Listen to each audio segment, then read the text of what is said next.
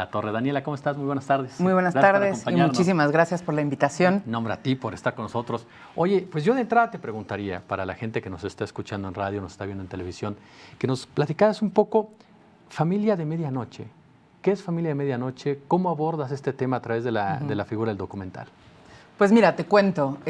Familia de Medianoche es un documental que llevamos haciendo varios años. Ajá. Yo soy la productora de la película, junto con Elena Fortes y Kellen Quinn. Y el director es un director joven norteamericano que se llama Luke Lorenzen, que llegó a la Ciudad de México queriendo hacer una película sobre los traslados, sobre los transportes. Y viviendo en la colonia Roma, empezó a ver una ambulancia que se estacionaba cerca de donde él se estaba quedando. Y era una ambulancia privada que la operaba una familia que es la familia Ochoa. Y se dio cuenta que había muy poco conocimiento alrededor de cómo funciona el mundo de las ambulancias en la Ciudad de México. Sí. Sobre todo porque muy poca gente sabe que existen ambulancias privadas. Mira. Y que las ambulancias privadas están en las calles y recogen a accidentados, a heridos, y cobran los traslados y tienen un negocio independiente como podría ser cualquier otro negocio. Y esto es porque en la Ciudad de México no hay suficientes ambulancias. Sí, ¿no? Hay más o menos 45 ambulancias para 9 millones de personas. ¿45? 45 ambulancias. No, bueno. Y esto te digo ambulancias del gobierno, de la Secretaría de Salud y del ERUM. Ahora la Secretaría de Salud, desde el 14 de febrero, ya no tiene ambulancias en la calle, ahora todas las tiene que operar el ERUM. Y entonces el tiempo de respuesta es entre media hora, 35 minutos, y en 35 minutos una emergencia... Ya se te murió el paciente. Ya se te murió el paciente. Entonces esta película es una película que es una especie de aventura nocturna arriba de la ambulancia de los Ochoa, viendo un poco cómo funciona el microcosmos de la Ciudad de México, entre los cuales, por supuesto, hay muchísima corrupción y hay una serie de aventuras en esta selva que es la Ciudad de México, desde la perspectiva de esta familia que trabajan todos juntos, padre, varios hijos, un hijo un poco más pequeño. Ellos están en una ambulancia privada. Ellos tienen una ambulancia privada, es su forma de vida. Y ellos tienen Fer, el padre de la familia, empezó en la Cruz Roja y después estuvo como en diferentes lugares y al final decidió comprar una ambulancia y tener una ambulancia privada. Ahora tienen más de una ambulancia. Pero sobre todo la película te tiene al borde de la butaca todo el tiempo. La verdad es que es una película con muchísima energía porque imagínate, todo el tiempo, o sea, cada una de las situaciones en las que están son absolutamente de vida o muerte. Obviamente, por ser una ambulancia privada, pues tienen que llegar pronto a los accidentes para poder atender a los pacientes. Y sí es pues una historia que básicamente se lleva a cabo de noche, con personajes fascinantes, entrañables, complejos también. Sí. Hay un personaje que se llama Josué, que es como el hijo pequeño de la familia, que cuando empezó a filmar Luke tenía 10 años. Y muchas veces está con ellos en la ambulancia porque pues toda la familia sale a trabajar. Es un negocio familiar. Sí, entonces el chiquito de 9, 10 años pues estaba en la ambulancia toda la noche y luego en la mañana igual no iba a la escuela porque estaba desvelado. Entonces es un personaje también súper interesante como ver esta parte del negocio familiar. Sí, sus reacciones, su relación con ellos. Pues ¿no? Sí, y también tiene mucho que ver con pues, cómo funcionan las familias, ¿no? Como que hay mucha dinámica familiar, de cómo funcionan los negocios familiares, cómo se aprenden las cosas de generaciones en generaciones. Por supuesto que es una película que retrata partes muy complejas de la Ciudad de México, porque la Ciudad de México es una ciudad donde hay mucha economía informal y dentro de la economía informal hay ambulancias privadas y esas ambulancias privadas pues tienen sus formas de llegar a los accidentes, ¿no? ¿Cómo contactan a esta familia? ¿Cómo se enteran que existe esta familia? ¿Cómo se acercan a ellos? ¿Cómo los convencen en un momento dado de poner ahí una cámara para retratar lo que viven? Pues como te contaba, Luke cuando llegó a la Ciudad de México tenía un departamento chiquito en la colonia Roma y todas las noches veía que una ambulancia se estacionaba ahí en su calle. Y en algún momento se acercó a ellos para preguntarles qué hacían y en qué trabajaban y cómo era su trabajo. Y empezó a preguntarles si podía salir en las noches a pues, ver cómo funcionaba el negocio de su ambulancia. Yo creo que es interesante de pronto tener una mirada extranjera en una ciudad en donde pues todo el mundo ocupamos un papel y jugamos un rol y tenemos ciertos estereotipos y ciertas preconcepciones y ciertos juicios, ¿no? Alrededor de ciertos temas de salud, de corrupción, de cómo funciona la ciudad, de cómo funciona la policía, de cómo funciona el sistema de salud, el sistema presupuestario. Porque ellos piensan y actúan de una manera diferente. Sí. ¿No? O sea, muchas de las cosas que vivimos en México, yo me acuerdo mucho de un amigo que es alemán, que en un día le tocó ver el Metrobús saturado y estaba, bueno, tomando fotos por todos lados, ¿no? Estaba impresionado, o sea, cómo logran caber todos ahí, ¿no? Sí, sí, sí. Pues a mí lo que me parece increíble es que de pronto una mirada extranjera puede ver con una cierta novedad y con una mirada no predispuesta a lo mejor algo que para nosotros hubiera sido completamente invisible, ¿no? Entonces es una mirada muy especial. Él estuvo filmando con la familia Ochoa durante 3 años, o sea, realmente se comprometió. Sí, claro. En algún momento de Luke Lorenzen se convirtió en Lucas Ochoa porque era como parte de la familia, ¿no?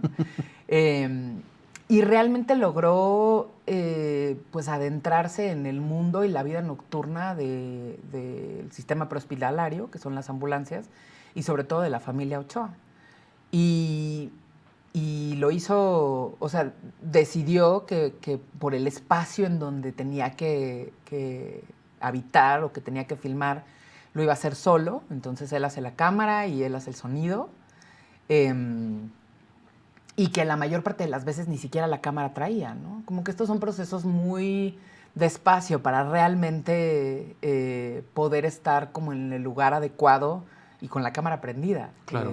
Entonces fue un proceso muy largo y la verdad es que la coproducción con México lo que creo es que le da a la película como justo esta sensibilidad local, ¿no? Que no se sienta como una mirada extranjera y turista. Sí, es como una combinación, ¿no? Sí, como una combinación en donde tienes a una mirada que tiene una cierta frescura que necesitas para ver algo desde otro punto de vista y como todo un equipo local y nacional que te permita como tratar de entender la cultura en todas sus complejidades y no nada más desde el lado, el Metrobús está muy lleno. Claro, o sea, hay toda una... Al final de cuentas es interesante conocer tu visión, la visión de la persona que está retratándola, la visión de la familia, y como bien señalas, alguien que viene de otro país, con otro sistema, con otra forma de operar, pues lo retrata, utilizaste una palabra para mí fundamental, no tiene esa predisposición en un momento dado que ya tenemos nosotros mismos con lo que nos pasa a nuestro alrededor, ¿no? Sí. Y la verdad es que ha sido increíble, es una película que pudiera parecer un tema... Nos pudiera parecer un tema muy local, ¿no? Cómo funciona el sistema prehospitalario y de ambulancias en la Ciudad de México. Y aún así la película ha recorrido más de 130 festivales en el mundo. Se estrenó en el Festival de Cine de Sundance, donde ganó un premio. Estuvo en el shortlist para los Óscares. O sea, es una película que realmente conecta con el público, porque es una película muy entretenida. Sobre todo es como si te subieras a la ambulancia y estuvieras toda la noche recorriendo la ciudad en esta como adrenalina constante. Y pues ahora estrenamos en México y estamos muy emocionados y muy emocionadas de que vaya a estar en las salas. Al final de cuentas, la vida y la muerte siempre generan una adrenalina muy particular. Muy particular. Mencionabas el tema de la corrupción que hay también alrededor de este negocio. ¿Qué fue lo que ustedes descubrieron? ¿Qué fue lo que ustedes confirmaron? Pues, mira, yo lo que creo es que el sistema de la corrupción es algo que permea en la ciudad completa a todos los niveles. Ver un poco lo que sucede dentro de una ambulancia privada es simplemente un microcosmos de lo que sucede a grandes rasgos, ¿no? De lo que sucede a grandes rasgos, pues le hacen el sistema de salud público, en la policía, en cómo se generan las llamadas de 911, en cómo llegan esas llamadas, en cómo se atienden esas emergencias. Digo, finalmente el hecho de que haya una economía informal que navega las emergencias de la Ciudad de México implica que tienen que estar en el lugar de los accidentes, ¿no? Y entonces pues tienen que navegar un poco como ese sistema que permea en la ciudad completa y con el que nos tenemos que enfrentar todos los que vivimos en esta ciudad, ya sea en una pequeña oficina, en un tema de burocracia o en una cosa gigantesca como un accidente de coche o, digo, lo que quieras, ¿no? Claro. Imagínate en un tema de accidentes todo el tiempo entre 2 y 5 de la mañana, pues convergen pues muchos mundos y muchos mundos complejos, ¿no? Entonces, para mí es más navegar o tratar como de entender cómo funciona la ciudad y cómo funciona, por supuesto que la policía, por supuesto que ¿Tienen los hospitales contacto públicos. con la policía, con los hospitales? ¿Cómo es ese contacto?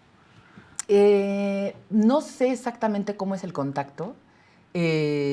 Sin duda, las ambulancias privadas están recorriendo las calles. Muchas veces reciben llamadas, por ejemplo, de los vecinos o reciben llamadas de alguien que está en el lugar de los hechos porque llevan media hora y no ha llegado una ambulancia. Y la verdad es que las ambulancias privadas normalmente están como en ciertas colonias, ¿no? Entonces se conocen muy bien la colonia. No solamente llegan al lugar de los hechos con un accidente, también son ambulancias a las que cualquier ciudadano les habla por teléfono para llamar y para decir hubo un accidente en la esquina de mi calle y urge una ambulancia. Claro. Que llegue una ambulancia privada o llegue una ambulancia pública, pues en ese momento como que da un poco igual, ¿no? Claro. O sea, Sí, lo importante es que saques a la digo, persona si que está ahí, ¿no? la primera ambulancia llegó a los 5 minutos, pues esa es la ambulancia que se Claro. tiene que llevar al herido. Por supuesto que es complejo, ¿no? Si ese traslado se tiene que cobrar, pero al mismo tiempo, pues si es un negocio privado, es un negocio privado. Sí, aparte, si tú le hablas a alguien que es una ambulancia privada, sabes que cuesta. Ujú. Oye, Lo que pasa es que a lo mejor le habló un vecino. claro. O a lo mejor le habló la policía porque la policía llevaba 30 minutos y no llegaba una ambulancia y entonces pues que te venga la que tendrían que sea. notificar, ¿no? Y es privada para que la gente que está Exacto, recibiendo y el por servicio, supuesto ¿no? que ellos siempre que llegan es como, este es un servicio privado, se Claro. tiene que cobrar, pero al mismo tiempo pues estás en una situación Sí, de claro, te emergencia. están sacando Entonces, del muchas problema. veces es complejo y muchas veces llegan accidentes en donde la gente que está accidentada no puede pagar un traslado, ¿no? Y entonces, pues ellos también se ven como en unos momentos en donde, pues ¿Y de qué todas hacen maneras, ahí? se los llevan de todas maneras, ¿no? O sea, no puedes dejar a un accidentado. Y la verdad es que lo van a ver en la película. Hay muchísimas situaciones de emergencia en donde probablemente las familias o quien esté ahí, pues no puede pagar una, Sí, una atención, ambulancia sí, y una claro. atención. Y ellos tampoco saben si el traslado se va a poder pagar hasta que ya hicieron el traslado, hasta que ya dejaron al paciente en un hospital, hasta que contactaron a la familia o alguien, porque a lo mejor ese paciente pues no estaba o sea, que realmente tenía una emergencia, ¿no? Claro. Entonces, pues no sé, el 70% de sus traslados son traslados que no se cobran y el 30% de los traslados sí, ¿no? Entonces, pues al final también lo que estás viendo es una familia tratando de sobrevivir en esta jungla. Y que son humanos hasta en muchos sentidos, ¿eh? Exactamente. Porque imagínate, con ese porcentaje, 70% no te pagan, Sí. 30% sí.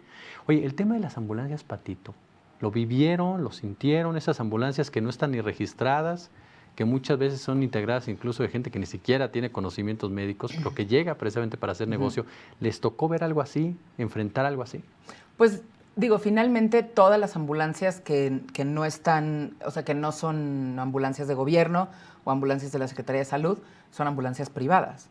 Hay todo tipo de ambulancias privadas, ¿no? En el caso de los Ochoa, a mí me parece que es una familia que constantemente se está esforzando por prepararse y por entrenarse y por tener los papeles en regla. Lo que sí es clarísimo es que constantemente cambian las leyes y entonces el papel que necesitabas para tener la placa de ambulancia, ahora necesitas el otro, y entonces ahora el otro, y ahora hay que... Y así funciona, pues es así el sistema de la ciudad con cualquier cosa. Y no hay un sistema suficientemente... no hay un camino suficientemente claro como para que alguna ambulancia privada pueda recorrer el camino para quedar registrada. Entonces, lo que es complicado es que tendrías que tener la posibilidad de que todos los que quieran tener una ambulancia privada vayan a la oficina de no sé quién, registren su ambulancia, hagan sus exámenes, presenten su preparación como paramédicos y puedan estar en las calles, sobre todo porque hay una deficiencia enorme Sí. de ambulancias. Sí, Entonces, hacen falta. pues si hacen falta ambulancias, te habría que encontrar la manera de integrar de manera legal a las ambulancias que tengan la preparación y que tengan los papeles y que tengan los registros. La inversión y todo ello. Sí. Oye, Daniela, ¿dónde están exhibiendo? ¿Dónde? Sí. Para que la gente vea, porque te juro que el trabajo mío me parece excepcional. Sí. De verdad, como bien lo dijiste, estar en la noche en la Ciudad de México, con todo lo que es la noche en la Ciudad de México, Sí. y vivirlo precisamente a través de una familia que se dedica pues a rescatar personas en muchos sentidos, a atender personas, a auxiliar personas en situaciones complicadas. ¿Dónde podemos disfrutar este documental? Pues Familia de Medianoche se estrena el día 6 de marzo. Se va a estrenar en 60 salas, o sea, va a estar en Cinépolis, en Cinemex, en salas independientes. En la Ciudad de México la mayor cantidad de salas. Y pueden seguir las redes de la empresa productora mexicana, que es noficción.mx, ahí están todas las redes, y en Cinépolis Distribución, que son quienes se están encargando de hacer la distribución. La verdad es que es una película muy, muy entretenida y que realmente te conecta con la realidad de tu ciudad de una manera que nunca habías experimentado. Y estamos emocionados de que esté en los cines, así que Claro. invitar a todos los que nos estén viendo a que vayan a ver Familia de Medianoche, que se estrena el 6 de marzo. Daniela Alatorre, un verdadero placer recibirte aquí en La Octava y ya sabes que el Muchísimas espacio es gracias. suyo. Muchísimas gracias. Gracias.